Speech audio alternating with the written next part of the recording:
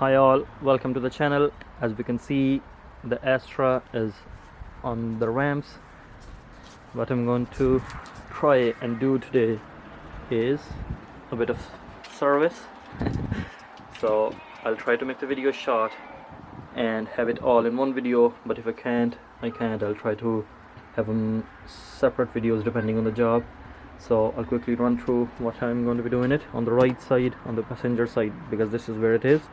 The cabin filter, that's our oil. I use Petronas Syntium 500 EM, Petronas, or whatever, however you pronounce it, 5W30 synthetic C3, and that's the least I suppose you should be using. And also what you should be looking for is GM Dexos 2.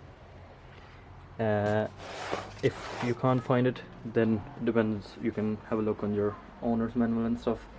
This car needs 5.4 liters from a previous experience. I have the rest in the back of the car, and I'll top it up as I need. Then we have the fuel filter, the oil filter, which goes around here. The oil filter I'll be showing you, the fuel filter is the back. That's my air filter, and I'll quickly run through the tools as well, or what I'm going to be using. For the oil drain plug, you need the T45 star key or torque key. You can also use, I might be actually using this, so I have a small one connected to the adapter, and I might be using it with the half-inch what you call it, ratchet. And you can also use one of these sets, depends on how tight it is and how you want to tackle it. And the next thing is the bigger ratchet. You can see you can use the smaller one. I just had this so I can use it, and that's the 32mm socket. I'll try to show you. Yes, 32mm socket, which is for your fuel housing on the back for the oil filter. The Phillips head screwdriver for your airbox or your air filter. And also I have the wrench here. What I'm going to be using this for is my fuel filter cover or housing in the back, because I don't have a 36mm socket it takes. So I'll try and use this, and we'll see how we get on. So that's all. A quick intro. You have to warm up the car before doing the oil change, and I have the oil cap kinda loose as well after warming up the car. So we'll see you in a second. So the car is well warmed up. I'll try to show you the location of the oil filter. So here's the front of the car, the battery, and I'll try to maneuver the camera from this side. So this thing here with the socket, it's a 32mm socket on that. So that's your oil filter housing or cover. And I will be going from this side. I'm trying to open it there. You just try to keep the pressure on the socket and move it over. It wasn't too bad, because the last time I did it, I didn't over tighten it. This is our oil filter here. You just pull it out like this here. And I also forgot to mention that you're going to need oil drainer as they call it, or whatever you have on your disposal. There's also some O-rings, which are, one is here, one is there, and there's one bigger one on the sides. So they all come with the new filter. You will have to replace them as well. Just underneath the engine, as you can see, it should be very easy to spot the oil drain pan or oil pan. First you have to take off the plastic cover, which I forgot to mention, but it's basically very simple with a few screws on the sides. And like most cars will be in and out of the garages, and as you go along they tend to use different screws every time. So, but it should be easy enough. Phillips screwdrivers or small Torx one, depending on what you have. And then for the drain, it's T45, and here I'm going to be using the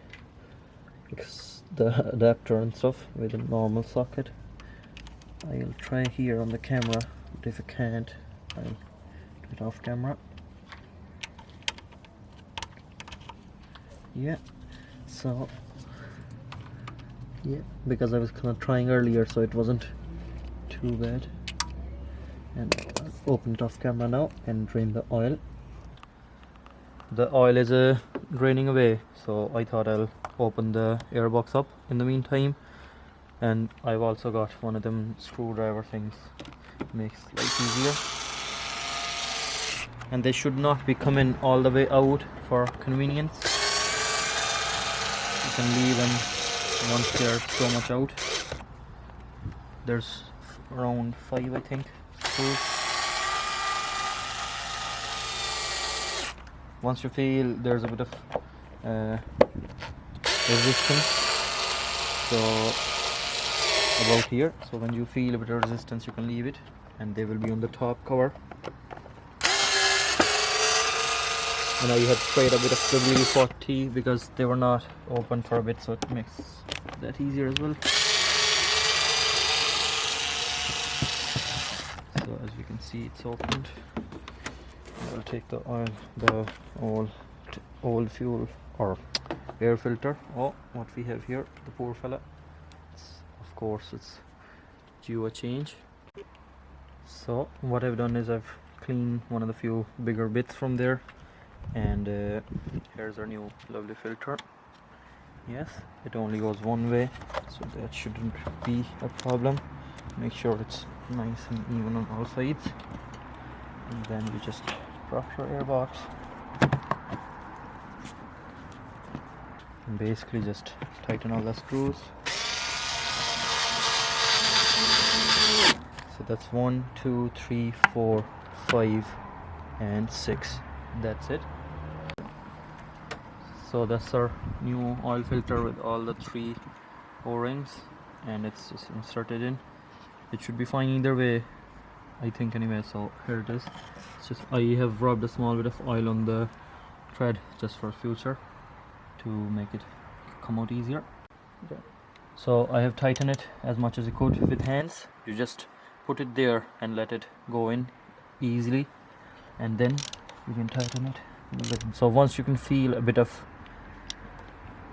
resistance, just do about this much and it should be alright. So I'm going to try and do it all with hands without the funnel or something. Wasn't too bad. I'll show you how to reset the remaining oil life on your dashboard. So you can flick between all the menus using the menu button on the side of the stock. 1, 2, 3. Yeah, you might be faced with this screen. You can flick between that using the dial. Yeah, so after that you will have to press the button on the side once. You're faced with this, you press the dial to flick between yes and no, and press the side stock again or side button again, like that. It haven't done it for me. Oh, it have actually, yeah, it takes a few seconds. And make sure the car isn't running. I tried with the car running and it won't do it at all, so it's reset now. I know I had 59% left, but I just changed it anyway because it depends on the driving and when you want to do it. It's always good to keep on top of things.